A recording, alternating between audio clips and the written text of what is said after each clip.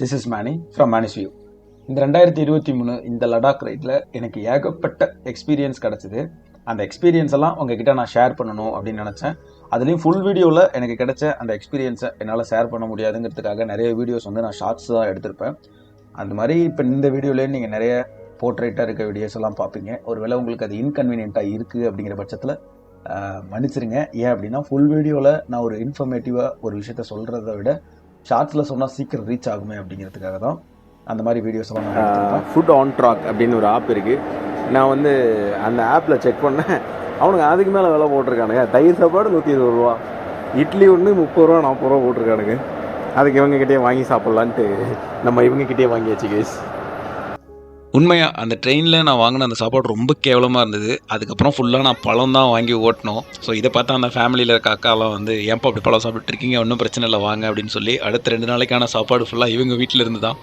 ஆனால் எனக்கு அப்போ சத்தியமாக தெரியவே இல்லைங்க, இதை விட கேவலமான சாப்பாடை தான் சாப்பிட போகிறோன்னு சொல்லிட்டு. அதெல்லாம் யோசிக்கல, ஜாலியாக அப்படியே கேமு அப்படி இப்படின்னு சொல்லி செம ஃபன்னாக போணுச்சுங்க. அந்த 2 நாள் சீரியஸ்லி என் லைஃப்பில் மறக்கவே முடியாத நாளாக இருந்துச்சு. ரமேஷ் எலியை காட்டு ரமேஷ். ஓகே ஏய் மொரட்டலி டே பையா ஏகே பாடி ஃபில்டர் நோ எடுத்து விட்டீங்க. நார்மலாவே எலி கம்மி. பாடி ஃபில்டர் ஐஜி இங்க பார்த்தீங்களா மிஸ்டர் தமிழ்நாடு. நம்ம கூட தான் கேஸ் டிராவல் பண்ணிட்டு இருக்காரு. இவன் ரொம்ப என்ன டார்ச்சர் பண்றான்டா. எலியெல்லாம் எடுத்துட்டு செம்ம சூப்பராக போணுச்சு. ஆனால் கடைசியில் என்ன ஆயிடுச்சுன்னா அந்த பையாவுக்கும் சின்ன பையனுக்கும் ஃபைட் ஆயிடுச்சுங்க எலியை எடுத்து விட்றதுல.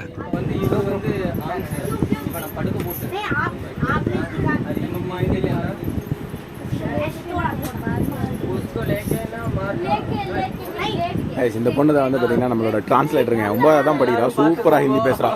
நம்பர் வாங்கி வச்சுட்டேன்.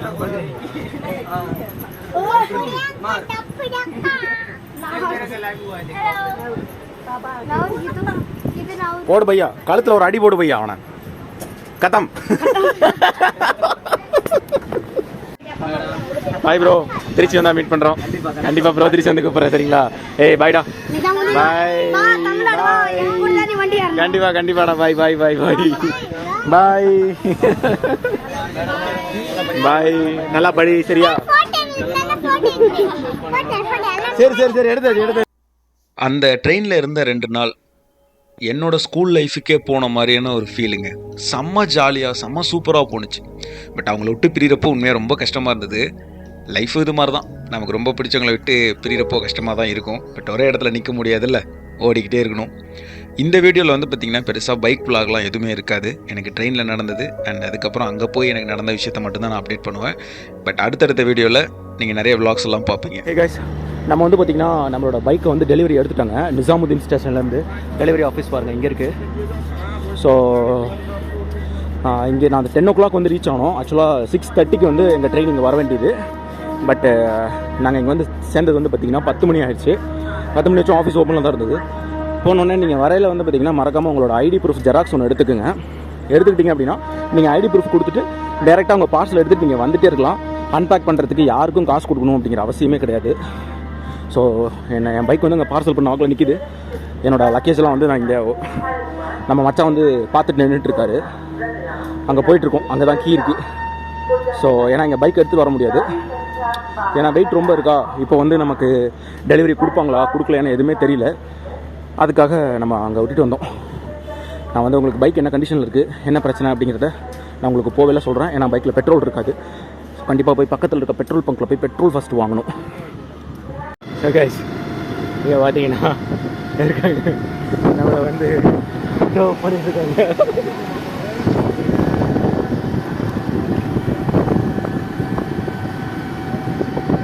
ஸோ கைஸ் வந்து பார்த்தீங்கன்னா நிசாமுதீன் இதிலேருந்து ஒரு 1.5 கிலோமீட்டர் வரணுங்க. 50 ரூபா கேட்டான், கொடுத்துட வேண்டியதான். அப்புறம் என்ன பண்ணுறது? ஆமாம், அப்படியே கிளம்ப வேண்டியதான். Okay fine. ஓகே ஃபில் பண்ணிகிட்ருக்காங்க ஆக்சுவலாக.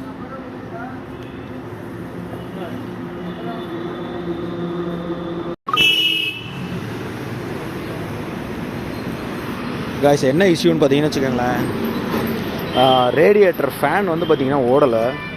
நம்ம பைக் பார்சல் பண்ண இடத்துல இங்கே பாருங்கள், இந்த இண்டிகேட்டர் உடஞ்சிருக்கு.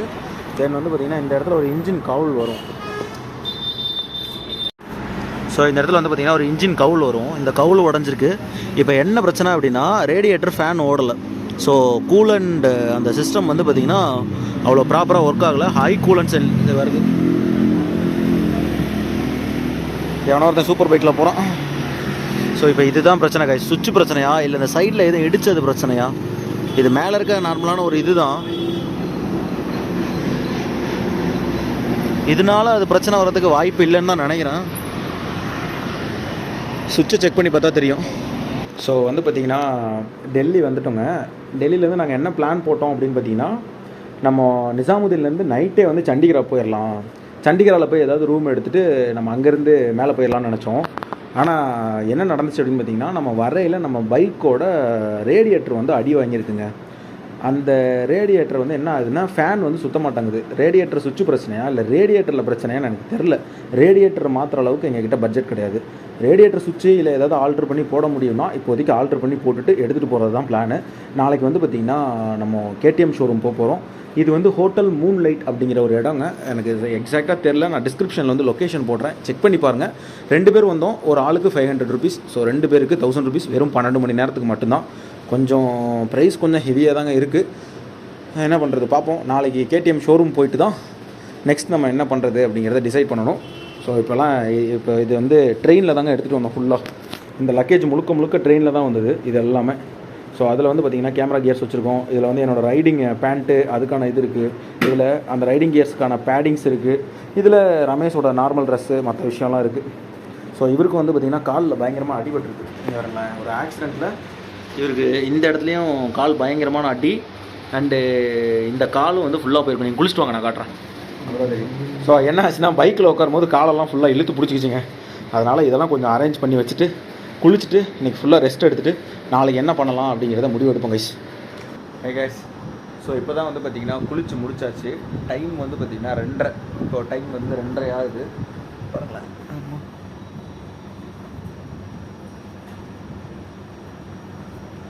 என்ன பண்ணோம் அப்படின்னா, இதுக்கெல்லாம் பேடி மாட்டிட்டுங்க. 1 மணிக்கே வந்துட்டோம்.